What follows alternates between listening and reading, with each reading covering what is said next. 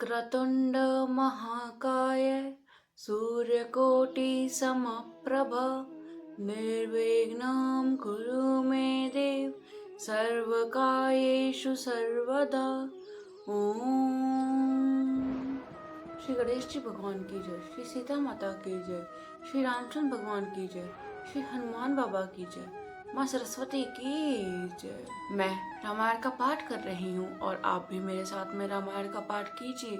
रामायण का पाठ पढ़ना और सुनने का एक ही फल होता है, इसमें कोई भी अंतर नहीं है। अभी तक हमने रामायण में जाना है कि किस प्रकार से राम जी वनवास को चले जाते हैं और राजा दशरथ का निधन हो जाता है। जब भरत जी अपने ननिहाल से आते हैं तो वह ये सारा संवाद सुन करके देखकर बड़े ही व्याकुल हो जाते हैं। उनकी व्याकुलता देखी नहीं जा सकती है। उन्होंने अपने पिताजी की अंत्येष्टि यानी कि अंतिम संस्कार भी कर दिया है। उन्होंने अपने पिताजी के अंतिम विदाई की सभी क्रियाएं बहुत ही विधि पूर्वक निभाई हैं। अब हम आगे की कथा जानेंगे। आइए मेरे साथ में। भरत जी माता कौशल्या जी के कक्ष में पहुंचते हैं। माता कौशल्या श्री राम जी के वियोग में पहले से ही अत्यंत दुखी थीं। उनके हृदय में एक ही पीड़ा थी कि उनके पुत्र जो धर्म और आदर्श के मार्ग थे वन में कष्ट भोग रहे होंगे। भरत जी जब माता कौशल्या के सामने अपना मस्तक झुका दिया तो उनकी आंखों से आंसू बहने लगे। माता कौशल्या जी ने भरत जी को अपने पास बैठाया और बड़े ही स्नेह से कहा, पुत्र, यह समय अयोध्या को संभालने का है। राजा दशरथ के बाद यह राष्ट्र तुम्हारी जिम्मेदारी है। राम जी ने अपने धर्म का पालन करते हुए 14 वर्षों तक वनवास स्वीकार किया है। अब तुम्हारा धर्म है कि इस राज्य की रक्षा करो।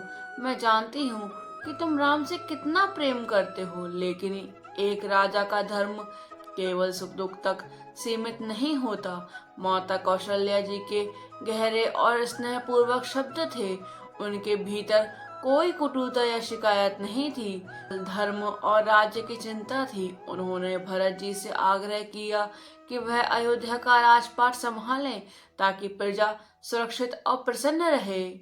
माता कौशल्या जी की बात सुनकर सभा के सभी मंत्री जो वहां उपस्थित थे उनके कथन से सहमत हुए। मंत्रियों ने कहा, भरत जी यह राज आपका उत्तरदायित्व है। श्री राम ने धर्म का पालन किया और वन को चले गए। अब आपका धर्म है कि अनुपस्थिति में राज्य की रक्षा करें। अयोध्या की प्रजा को आपके मार्गदर्शन की आवश्यकता है। मंत्रियों ने भरत जी की न्यायप्रियता और धर्मनिष्ठा की प्रशंसा करते हुए कहा कि आप भी राम जी के समान राज्य का संचालन कर सकते हैं।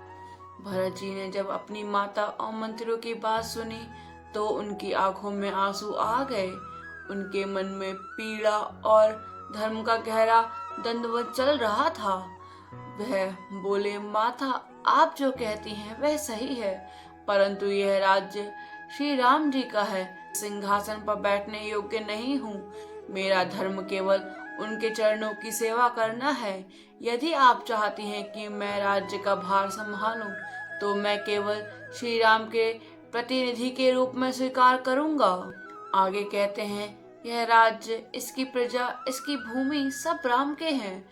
मैं केवल एक सेवक की तरह इसकी देखभाल करूंगा। जब तक श्री राम स्वयं लौटकर इसे संभालने के लिए तैयार ना हो, मेरे लिए ये राज्य कोई सुख का साधन नहीं, यह केवल कर्तव्य है। भरत जी की ये बात सुनकर सभा में सन्नाटा छा गया।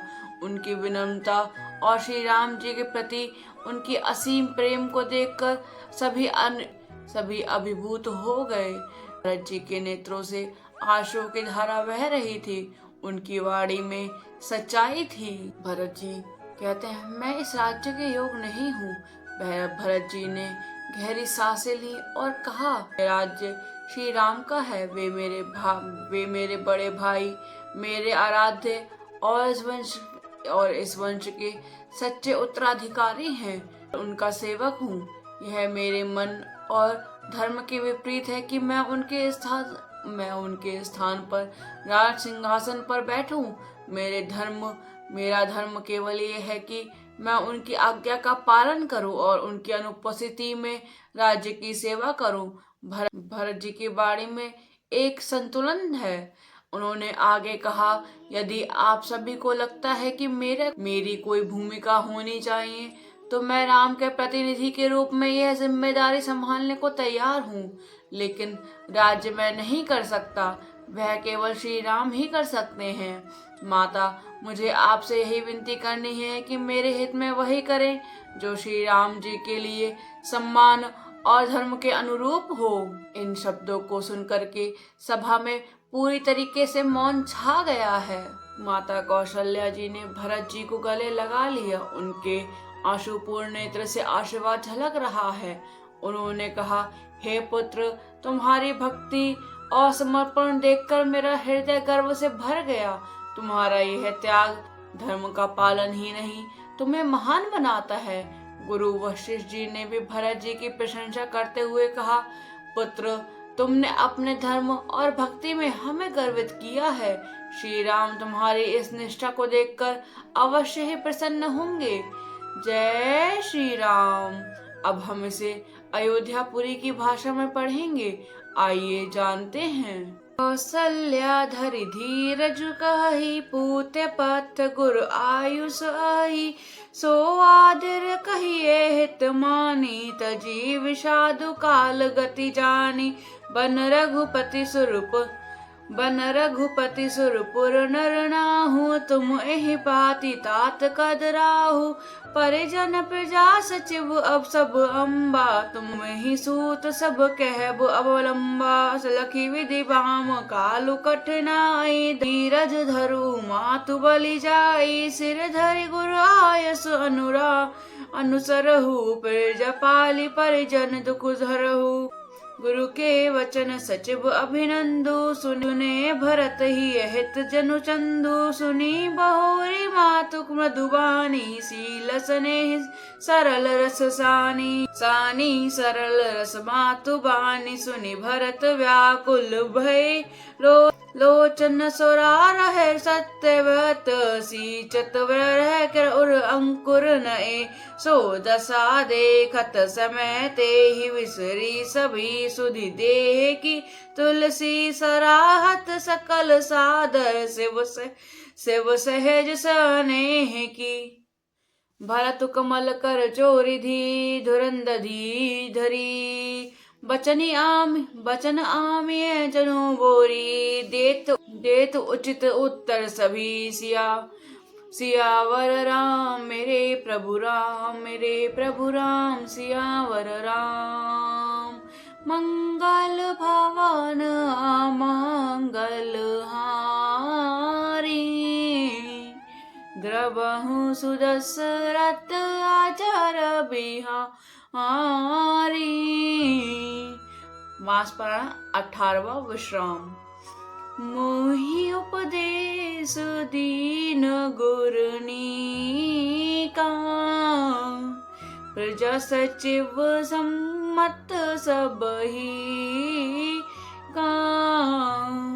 मातु चित धरि आयु सुदीना, अवसी शीस धरि चाहु की ना। पितु मातु स्वामी हित बानी, सुनि मन मुदित क्रिय भली ये जानी। उचित की अनुचित किए विचारु, धर्म जाए सिर पातक भारू। तुम तो देहु सरल सिख सोई, जो अचरत भोर भल होही। जदपि ये समुझावत हूनी के, तदपि हो परितोष न जी के। अब तुम विनय मोरि सुनि लेहु, मोहि अनुरत सेवानुदेहु। उत्तर देव क्षमब अपराधु, दुखित दोष गुण नहीं गणहीना साधु। दुखित दोष गुण गण ही न साधु पितु सुरपुर सिय राम बन करन कह गौ मोहि राजू एहि ते जानहु मोर हित कै आपन बड़ काजू सियावर राम मेरे प्रभु राम सियावर राम मंगल भवन अमंगल हारी द्रवहु सुदशरथ अजर बिहारी। जय श्री राम। अगर आपको ये वीडियोस अच्छी लग रही हो तो चैनल को लाइक करें, शेयर करें, कमेंट करें एंड सब्सक्राइब करें। जय श्री राम।